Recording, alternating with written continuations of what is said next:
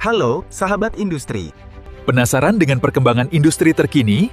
Yuk, ikuti kami belajar bersama Sahabat Industri. Selamat datang semuanya di paparan kita kali ini. Jujur, saya tuh benar-benar antusias banget buat ngebedah topik hari ini, karena ini adalah salah satu inisiatif yang paling krusial buat kemajuan dunia industri kita sekarang. Jadi, ayo kita langsung aja masuk dan bahas lebih dalam soal program restrukturisasi mesin tekstil dan produk tekstil atau gampangnya kita sebut TPT untuk tahun anggaran 2026. Halo sahabat industri, sudah tahu info terbaru tentang program Restruk 2026 belum nih? Pasti ada yang nanya-nanya, apa itu Restruk 2026? Nah, program Restruk 2026 adalah program restrukturisasi mesin yang diselenggarakan pada tahun 2026 yang dikelola oleh Kementerian Perindustrian untuk memodernisasi sektor tekstil nasional. Sosialisasi program ini dapat kamu lihat langsung di sumbernya Kemenperin RI lewat akun medsosnya maupun sumber lainnya yang kredibel. Di paparan kali ini, kita bakal bedah tuntas semua info penting itu khusus buat kalian. Oke, biar lebih gampang pahamnya, kita udah susun alur ngobrolnya nih. Pertama, kita bahas era baru industri tekstil. Terus lanjut ke apa itu program Restruk, syarat peserta dan kriteria, garis waktu dan pendaftaran. Sampai nanti ditutup sama gimana sih masa depan tekstil nasional kita. Langsung aja yuk. Sip, kita masuk ke bagian pertama, era baru industri tekstil.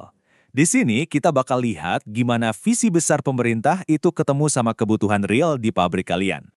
Ini nih yang jadi arah kompas industri kita ke depan. Kalian harus tahu, tujuan utama dari program ini tuh bukan sekedar ganti mesin tua yang udah karatan. Bukan cuma itu. Tapi ini soal melesatkan sektor tekstil kita buat langsung masuk ke era Making Indonesia 4.0. Kalau ngacu ke Permen Perin nomor 20 tahun 2024, goalnya itu buat ningkatin daya saing, genjot produktivitas, maksimalkan efisiensi energi, dan pastinya ngendalin pencemaran lingkungan. Ibaratnya, ini tuh lompatan raksasa buat industri kita supaya bisa unjuk gigi di panggung global. Coba deh bayangin perbedaannya. Di satu sisi, pabrik yang masih pakai mesin konvensional, itu pelan-pelan pasti bakal ketinggalan zaman. Tapi di sisi lain, pabrik yang udah pakai mesin berteknologi tinggi, yang udah serba otomatis, itu bakal melesat cepet banget. Ini bukan cuma teori aja ya, ini realita dari target peningkatan teknologi yang mau dicapai program ini.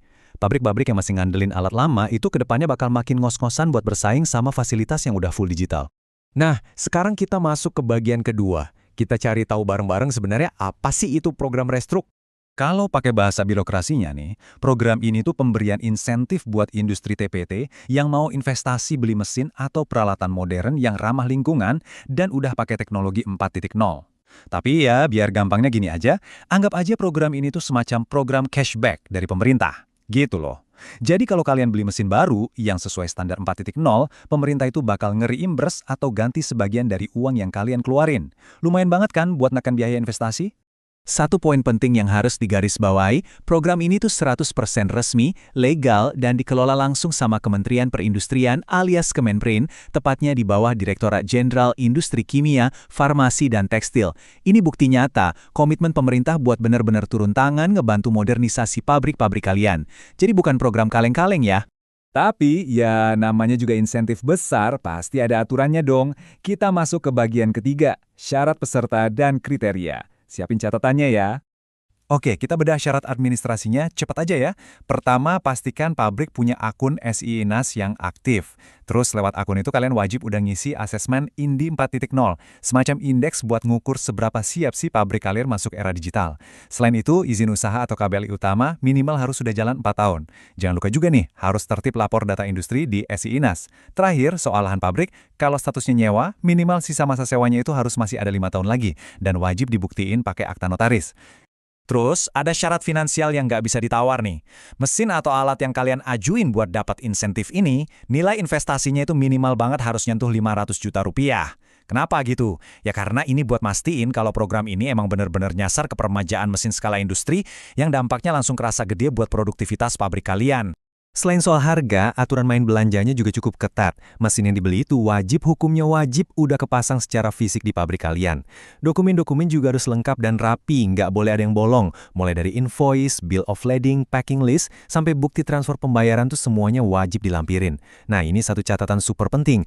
Kalau kalian bayarnya pakai uang muka alias DP, batas maksimum DP-nya itu cuma boleh 30% dari total invoice. Hati-hati ya, jangan sampai kelewatan aturan yang satu ini.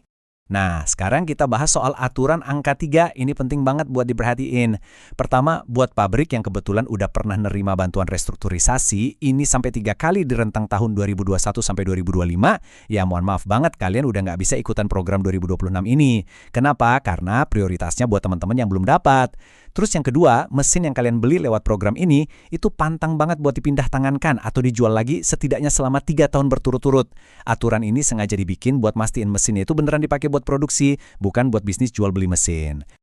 Oke, syarat-syarat udah jelas ya. Sekarang, kapan nih kita harus mulai gerak? Yuk kita masuk ke bagian keempat, garis waktu dan pendaftaran. Di sini kalian mesti teliti, soalnya ada beda timeline yang kadang bikin bingung. Jadi, jendela waktu buat beli dan masang mesin, biar sah diakui program itu, dimulai dari tanggal 1 Juni 2025 sampai 30 Juni 2026. Tapi, ingat ya, jendela buat ngajuin pendaftarannya itu jauh lebih sempit.